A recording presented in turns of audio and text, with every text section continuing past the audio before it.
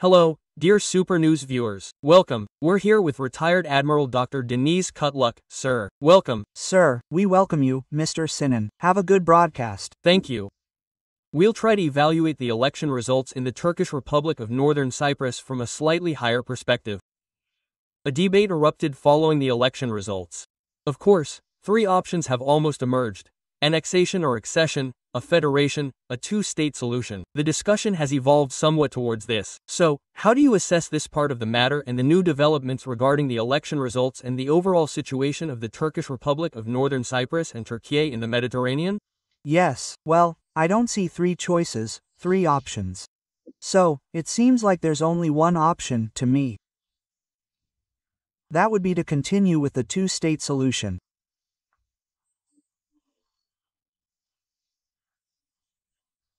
Because, although Tufan Erhürman Bey claimed in his election campaign that he would implement all negotiations on the federation and thus secure voter support, that's an election-era claim.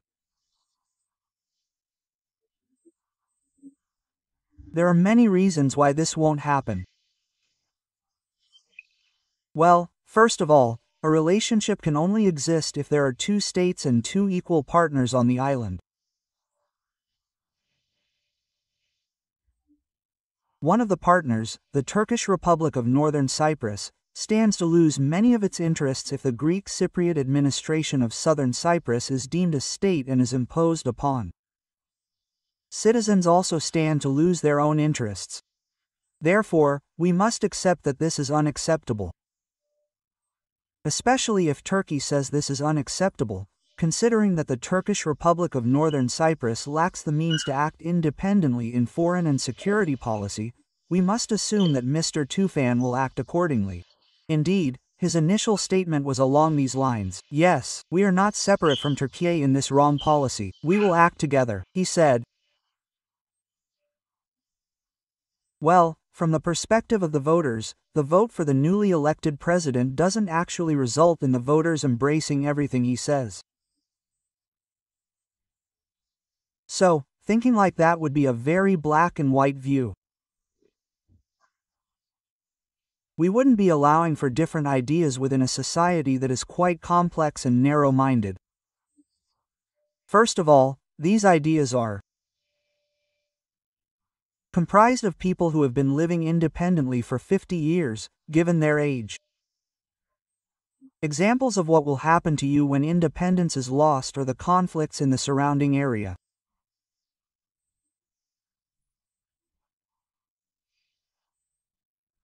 So, if we start by recalling the separatist desires of the republics in Ukraine and the Luhansk region, which were met with blood and fire, and then keep in mind the ethnic cleansings in other regions, most recently Palestine and Gaza, it is now possible to predict what will happen to those outside the people living there once independence is lost, when it falls under someone else's control. Tragic things are necessary. Do you think this desire, sir, is alive in the Turkish Republic of Northern Cyprus, or is it a forced consequence of a conjunctural situation? Are we talking about a solution? We're asking ourselves, the cyclical situation. Why did the people's choice in the elections turn to Mr. Erhürman? We're analyzing the reasons why Mr. Yasin Tatar received so few votes, expected. We see that the federation is the most prominent among these reasons, but we're trying to ignore the rest.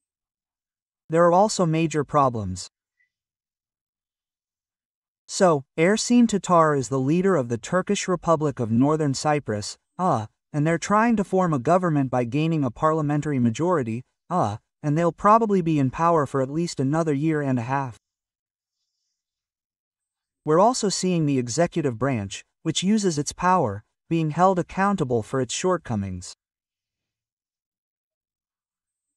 We're also seeing Turkey's interventions in Northern Cyprus, without considering the sensitivities there, being met with a reaction. These interventions sometimes involve zoning projects, sometimes other issues there, aka affairs, sometimes directly interfering in domestic politics and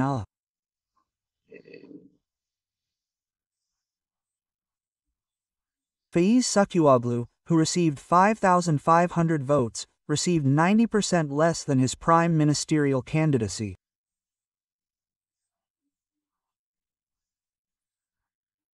The fact that Ünal Yücel was promoted and appointed prime minister, and then the press reported that things were going wrong during his time as prime minister, whether true or not, created a groundswell of support among voters.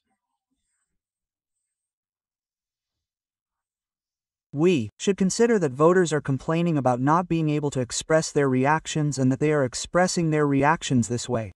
Otherwise, the Turkish Republic of Northern Cyprus traditionally has around 60 to 70% of the nationalist right-wing vote. Of this, there is a potential voter base of around 30 to 35% left-wing and pro-Southern Cyprus. This potential vote potential is suddenly reversed. This should be explained solely by federation. These other factors need to be analyzed step by step, and these mistakes should not be repeated. But, of course, treating this as if we are at a point where security cooperation and foreign policy cooperation diverge from the perspective of the future existence of the Republic of Turkey and the Turkish Republic of Northern Cyprus, in my opinion, is a fatal mistake. It's possible we're not in such a situation. First and foremost, the Republic of Turkey is one of the guarantors of the assets in Northern Cyprus and Southern Cyprus. Therefore, it has responsibilities that come with this guarantorship. It also has the power to do so. Everyone should know that it will intervene when these are disrupted. We must understand that the foreign policy of the Turkish Republic of Northern Cyprus will not develop in a conflict despite Turkey. We also need to recognize that the economic ties between the two sides exist. All things considered, I'm trying to think that this election isn't the end, but perhaps a new beginning. A two-state structure with more favorable relations can be established, a sustainable structure. When I say, is a federation coming, there's nothing more hopeful. I'm not saying that about the federation points. We could say that the federation will hit a wall or, in fact, that the meeting won't even be held. I understand, because if Turkey doesn't join, who will talk to whom and what? Will Northern Cyprus and Southern Cyprus sit down and discuss federation? Such a thing can't happen despite Turkey. Will the United Nations call these two groups to talk despite Turkey? What's the point, the role of the United Nations here? It's simply a matter of making efforts to determine whether there's room for compromise. But of course, we know there are external players. They will want to drag this situation out and prolong it as they please. They will want to act in accordance with their own long-term interests. When you look at the statements made so far in Southern Cyprus, they are welcoming the election results with joy. Well, the enemy of my enemy is my friend. Of course, we need to consider that such an approach would be appropriate and reciprocal. Okay, sir, one last question about the Cyprus election. Why have discussions about accession, that is, the accession of the Turkish Republic of Northern Cyprus, or annexation, suddenly erupted? Is there a basis for this? Is there a need for such a thing? I think the more difficult thing is to ensure the survival of the Turkish Republic of Northern Cyprus and its independence, whether they like it or not, and to make the world accept it. Here, external factors are playing a game to prevent Turkey's move from succeeding. But, for example, they hold different views on Taiwan, Israel, and Palestine. In other words, the dominant powers, the external actors, Northern Cyprus. They support the survival of the Turkish Republic. I believe this issue was discussed in the British Parliament last week. For example, they said, we're opening flights from here to Taiwan, even though it doesn't recognize them. We have direct flights from the UK to Taiwan. Why to the Turkish Republic of Northern Cyprus? If we don't recognize either of them, let's not recognize either of them, but at least let our airways operate. Is this a positive meeting? A positive meeting. Is the Organization of Turkic States' approach to the Turkish Republic of Northern Cyprus positive on this issue? It is. Is the Organization of Islamic Cooperation's approach to the Turkish Republic of Northern Cyprus more positive than in the past? It is positive. Well, these are processes that will develop slowly, but there's no need to rush them. Because this isn't a factor preventing the Turkish Republic of Northern Cyprus from standing firmly on its own feet as a state. Well, non-recognition. Many unrecognized states can reach very high industrial heights. Then there's recognition. What do we mean by recognition? The United Nations Security Council's adoption of this and a vote on it in the General Assembly. Now, the state of Palestine, recognized by 156 states, doesn't actually have a vote in the United Nations. Taiwan, a former member of the United Nations, was today expelled from the United Nations and replaced by China. In fact, these 5 major powers also took a role on the Security Council, as is appropriate. So, these aren't really relevant to the country's presence. It's just external recognition, but the United Nations is cracking down. Let's recall Trump's most recent speech at the General Assembly in September. Let's remember that the United Nations Security Council has been inoperable since the Russo-Turkish War. We could have been in 1962 or 1964. According to UN Security Council Resolution 186, the world recognizes that the Greek Cypriots in the south represent the Republic of Cyprus. So, I ask, how much meaning does this decision from 1964, 60 years ago, this decision at the heart of the Cold War, have today? How much meaning does the United Nations have today?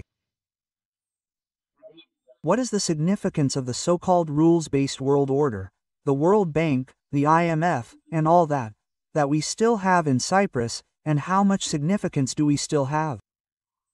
We have to accept it from a very respectful position like this? If you ask me, the impact and value of all of these have diminished. We live in a new world. We live in a multipolar world here. There are different balances. Especially in a Cyprus-focused cooperation with the Russians could easily have a Northern Cyprus initiative. There are writers who have discussed this with them as well. We sense that there are diplomatic efforts underway. But we cannot assume that a fundamental change in foreign and security policy will occur solely due to a change in domestic politics. At this point, Turkey annexing Northern Cyprus or the Northern Cyprus Parliament making a decision in this direction is not desirable. This policy is not within Turkey. Turkey's foreign policy objectives are not formed by the thoughts of politicians who change from day to night. This will require lengthy discussions. There is a bureaucracy of 23 million people in Turkey. Within this bureaucracy, these issues are filtered through various channels. Well, they are discussed at various tables. Then there are internal discussions. Then there are discussions within the National Security Council. After that, if there is a change in policy, it will be in writing, not verbally. And this will be confidential. It wouldn't be obvious. So, if we think that a statement made by a political party spokesperson brings up an annexation project, I don't think such a foreign policy shift is possible. Well, there needs to be a long discussion. Is it impossible? It's not impossible. Is it an option? It's an option if there are very negative developments. Is it on the agenda today? I don't think so. Yes, I understand. Now, regarding Cyprus, we always talk about the Israeli and American presence, but we've also received some questions like, why don't you mention India's presence? Yes. You may have pointed this out in previous conversations about India, or in other conversations, but for example, the arrival of Indian military ships in southern Cyprus in September, partial exercises, or collaborations, what should we attribute this to India's interest in Cyprus? Does it also pose a risk to Turkey? Could it be related to Turkey's stance in the Pakistan-India war, or its interest in Cyprus, or the Eastern Mediterranean in the Blue Homeland? Or is it India's own narrow interests in southern Cyprus, related to its own interests? Is it a study? Which do you think, sir? Well, the fact that a ship, a warship goes to another country's port is an indication that relations are good. As can be seen here, relations between the Greek Cypriot administration of southern Cyprus and India are good enough to allow such visits. On the other hand, could southern Cyprus possibly have a ship visit India? No. So, with whom else does India have good relations? It's good with Israel. Is India's relationship with Turkey bad? No. So, Turkey-India relations are developing to a normal level. Yes. I believe India was subjected to some restrictions during the India-Pakistan conflict. Its trade preferences may have changed, but I think it would be more appropriate to take it as an example if relations between Turkey, Ukraine, and Russia continued bilaterally without any decline during the war in Ukraine. India cooperates with Turkey in various areas. In industrial areas. I think it will continue this. Would India be an ally of southern Cyprus? No. Could it come to its aid? No. Would it solve its problems? If it wanted to invade northern Cyprus, that wouldn't be possible either. As I said, northern Cyprus, any power that disrupts the security equation in Cyprus cannot create more power in the region than Turkey. Therefore, the outcome will be a win-win situation for Turkey. But of course, in southern Cyprus, there's always been this notion, and this is also true in Athens, that relying on others can make political progress. There's this abstract idea that relying on others can be a viable option. Well, this idea doesn't quite align with reality. We know that when things get tough, everyone abandons each other. Yeah,